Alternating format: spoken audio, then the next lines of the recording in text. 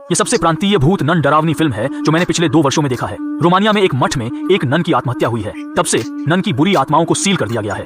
उस दिन 2 ननों, एक बूढ़ी और एक युवा, ने सील किए गए दानव से छुटकारा पाने की कोशिश की। अप्रत्याशित रूप से दानव बहुत शक्तिशाली था।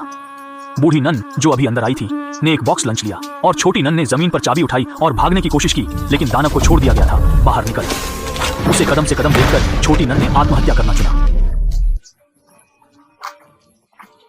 क्योंकि दानव केवल जीवित लोगों के पास ही यहां छोड़ सकते हैं। सुंदर अंडे, जो अगले दिन घाटी के नीचे भेजने आए थे, ने नन का शरीर पाया, जिसने पवित्र सी को चौंका दिया, क्योंकि नन की आत्महत्या एक बहुत ही गंभीर अपराध थी।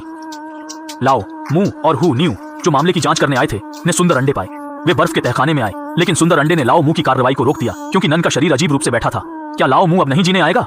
वह नन के पास चला गया, अपने हाथ में प्राचीन कुंजी पाई और फिर नन को दफनाया। लेकिन अजीब बात यह थी कि यहाँ हर कब्रस्टोन में एक घंटी थी। लाओ मू ने समझाया कि यह आखिरी जीवन है जो कुछ लोगों को जीवित दफन करने से रोकने के लिए छोड़ दिया गया है, और इस जीवन ने बाद में लाओ मू की जान बचाई। फिर तीनों मठ में आए, जिसने अंदर के दानव को भी जागृत कर दिया। यह अचानक उभरने वाली आकृति मठ के डीन थी। उसने सीधे निकालने का आदेश जारी किया। लाओ मू और हु न्यू बगल में चर्च में रहते थे, और शुआई डन ने इस भूत जगह छोड़ने का फैसला किया। और वापस जाने के रास्ते में उसने अचानक एक नन की आकृति देखी, जिसने शुआई डन को डरा दिया। उसने हिम्मत से पीछा किया, नन के हाथ में लटकने की रस्सी पकड़ ली और आंखों के झपक में वह गायब हो गया।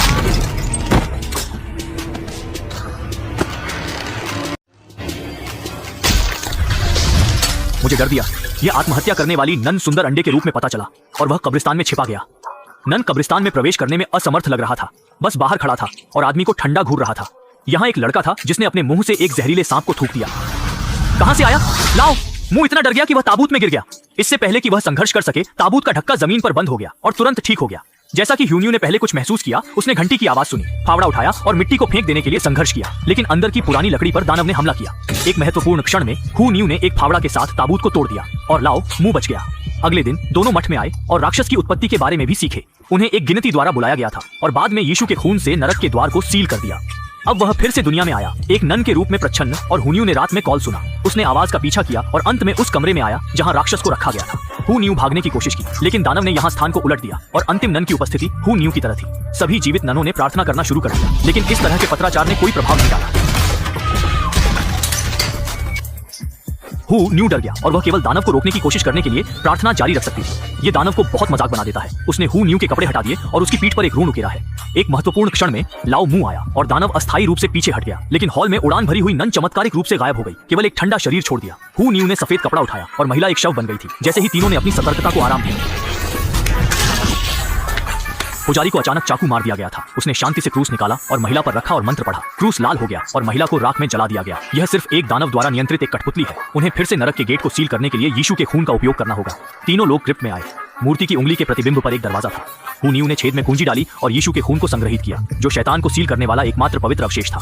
तीनों ने नरक के प्रवेश द्वार की तलाश में अलग हो गए और ह्यून्यू पर हमला किया गया था।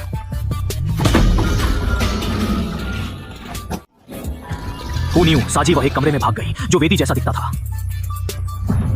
इस समय ह्यून्यू को घेर लिया गया था।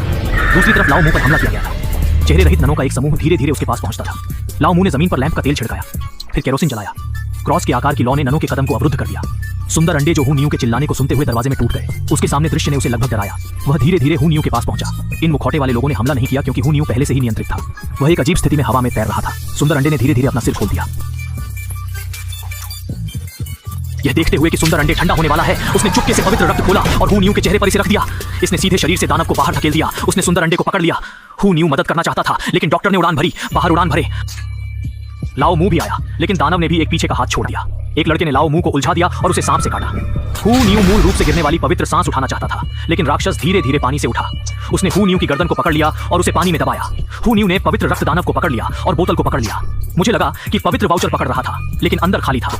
ह्यून्यू ने खून का एक घूंट बाहर निकाला और दानव को गंभीर रूप से घायल कर दिया गया। यह पता चला कि पवित्र खून ह्यून्यू द्वारा अपने मुंह में रखा गया था और नरक का द्वार पूल के नीचे था। दानव को अंततः वापस सील कर दिया गया था। सुंदर अंडे पानी से उठाया गया और ह्यून्यू कृत्रिम श्वसन के लिए उठा और ह्यून्यू भी जाग गया।